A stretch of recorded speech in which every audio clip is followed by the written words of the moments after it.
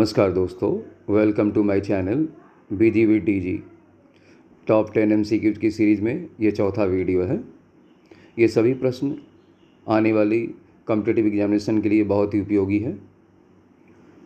So let's begin.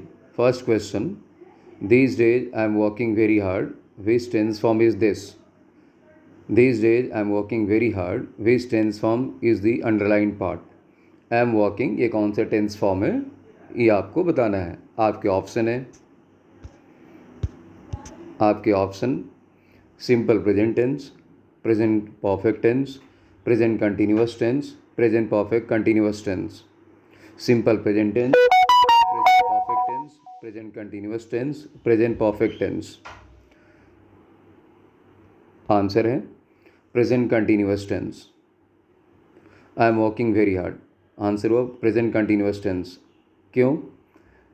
Because I am working, I subject, am helping verb, working main verb, और main verb में ING add किया गया है।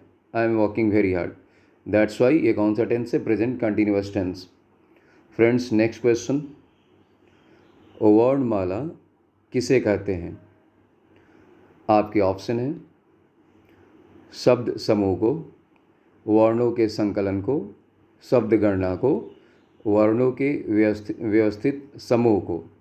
शब्द समूह को, वर्णों को, शब्द गणना को, वर्णों के व्यवस्थित समूह को। आंसर है वर्णों के व्यवस्थित समूह को।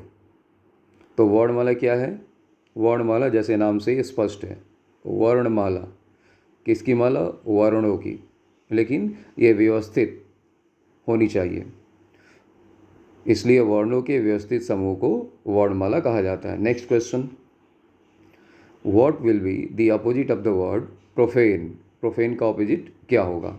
आपके ऑप्शन है sacred, secular, maintain, worldly. Sacred, secular, maintain, worldly. Answer sacred.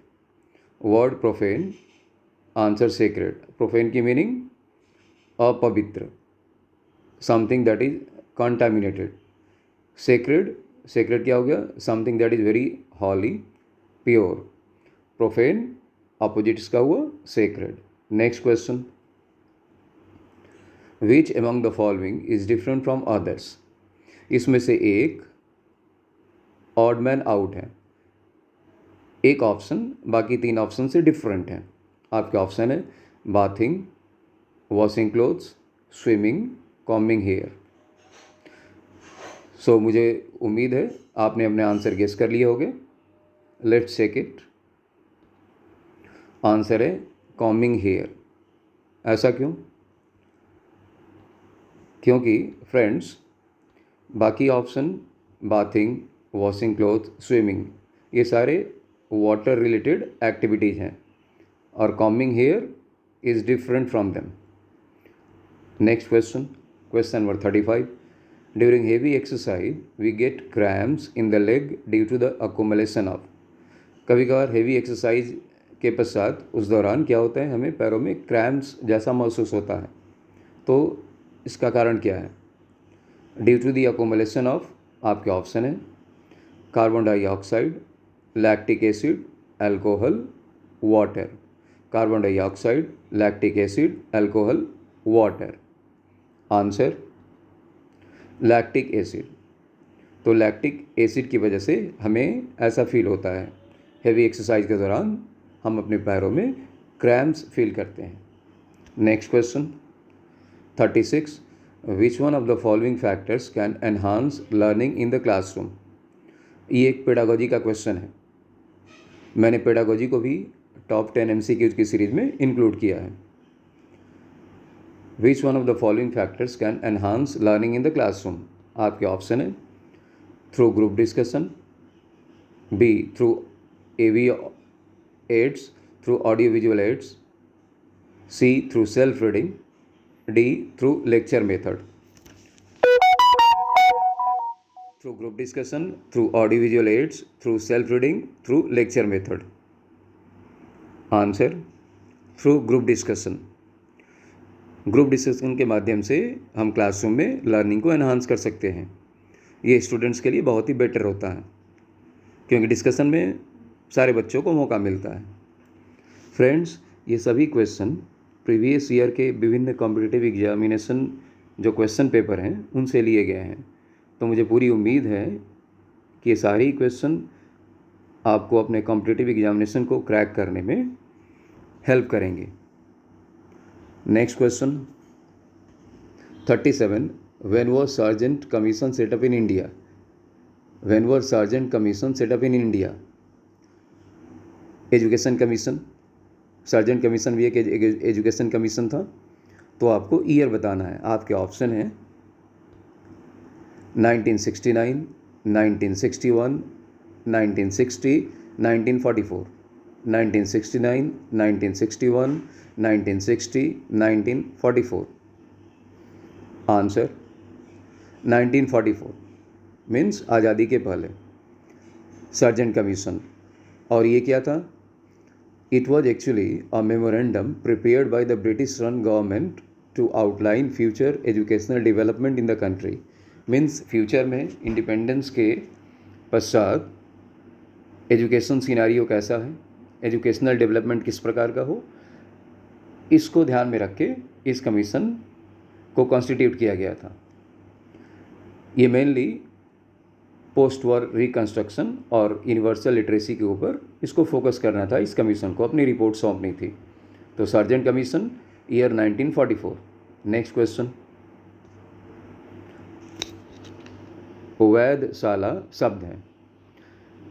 दोस्तों, कॉम्पिटिटिव एग्जामिनेशन में हिंदी से भी क्वेश्चन आते हैं, तो मैंने हिंदी के क्वेश्चंस भी इसमें इंक्लूड करे हैं। क्वेश्चन 38, वैधशाला शब्द है। ये क्या है?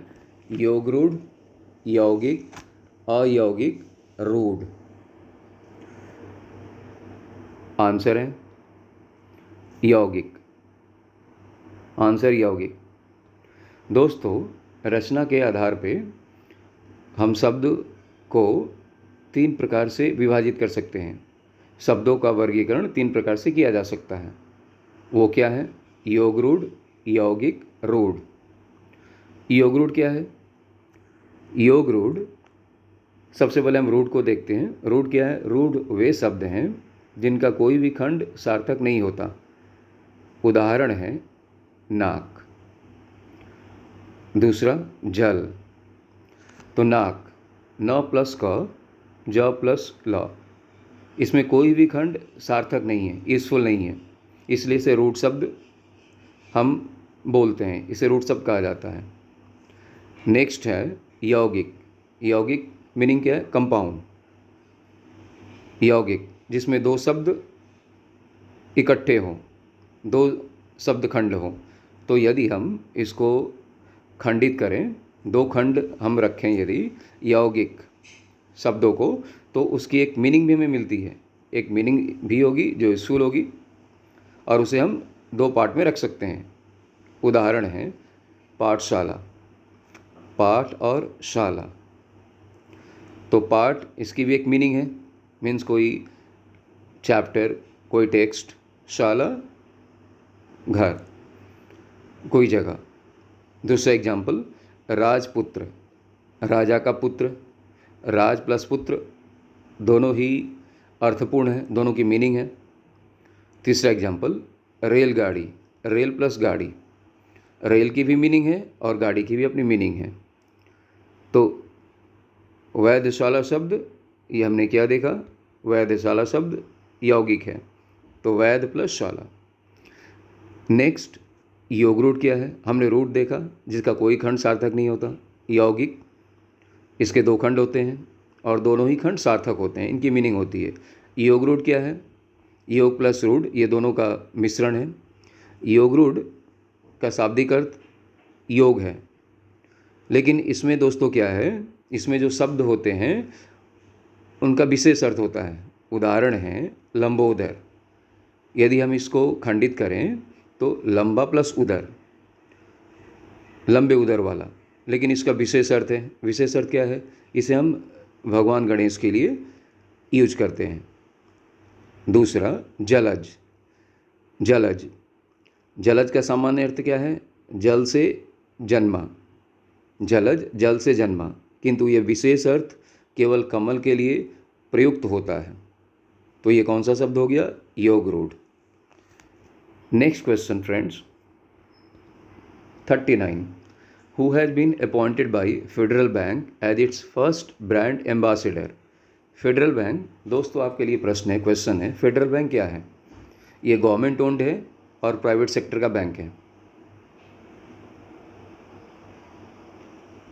राइट, आपने सही सोचा दोस्तों, फेडरल बैंक एक प्राइवेट सेक्टर बैंक है। Question, who has been appointed by federal bank as its first brand ambassador?